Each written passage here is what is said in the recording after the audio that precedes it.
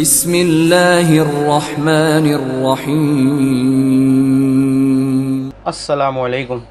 آج Islamic T V کی طرف سے میں آپ کو ایک بادشاہ اور ایک بوڑھی عورت کا واقعہ سناؤں گا جو آپ نے پہلے کبھی نہیں سنا ہوگا، اور اس میں کیا چھپا ہوا ہے وہ بھی آپ کو بتاؤں گا۔ تو چلیے شروع کرتے ہیں۔ بسم اللہ الرحمن الرحیم۔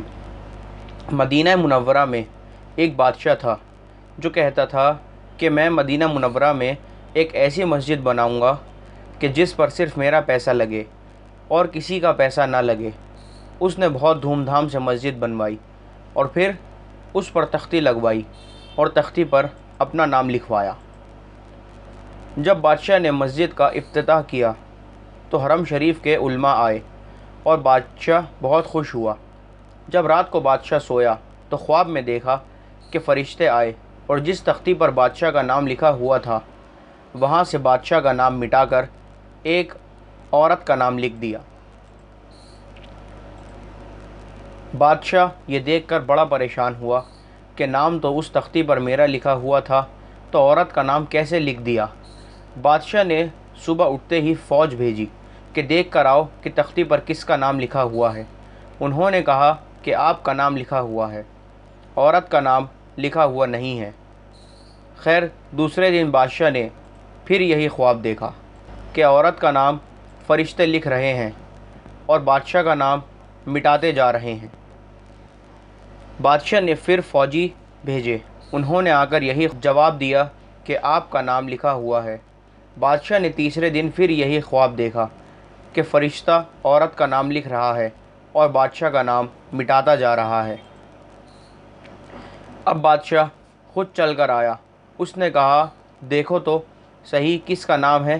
جب دیکھا تو بادشاہ کا نام تھا۔ چوتھے دن بادشاہ نے پھر یہی خواب دیکھا تو بادشاہ نے خواب میں اس عورت کا نام یاد کر لیا اور دوسرے دن اس عورت کو ڈھونڈوایا کہ کون ہے یہ عورت۔ اس نے اپنی فوج کو مدینہ منورہ میں بھیجا اور اس کی فوج اس عورت کو بادشاہ سلامت کے سامنے لے آئی۔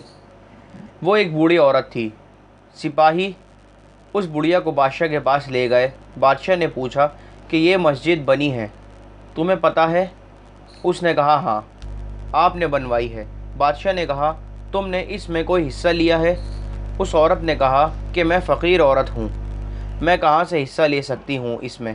آپ تو بادشاہ ہیں، میں کہاں حصہ لے سکتی ہوں؟ بادشاہ نے کہا کسی اعتبار سے حصہ لیا ہو؟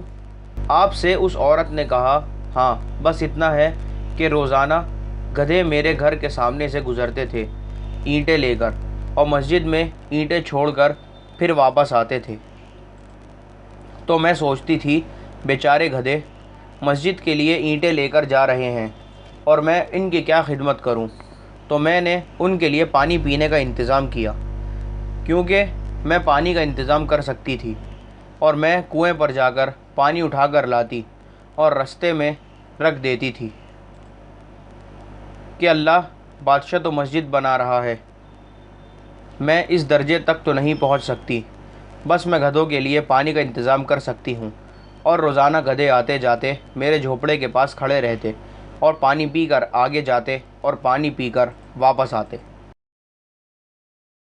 اور یہ گدھے جب روضہ اقدس کے قریب سے گزرتے تو ادب سے سر جھکائے ہوئے گزرتے، اور یہ منظر میں روزانہ دیکھتی تھی اور روزانہ میرے یہاں سے پانی پیتے۔ بس یہ کہہ کر بڑھیا رونے لگی کہ اس کے علاوہ میں نے اور کوئی کام نہیں کیا۔ بادشاہ نے کہا کہ بس میں سمجھ گیا، تو نے جو گدھوں کو پانی پلایا اس پانی پلانے کے صلہ پوری مسجد بنوانے کا ثواب تیرے حصے میں آ گیا ہے۔ تو ناظرین، اس واقعے سے ہمیں یہ سبق ملتا ہے کہ کوئی بھی کام چھوٹا یا بڑا نہیں ہو سکتا، اور صرف پیسے والا یا دولت مند آدمی اللہ کے یہاں ثواب کا حقدار نہیں ہے۔ اللہ کے یہاں اخلاص دیکھا جاتا ہے اور اندر کی نیت دیکھی جاتی ہے۔ آمین۔ السلام علیکم۔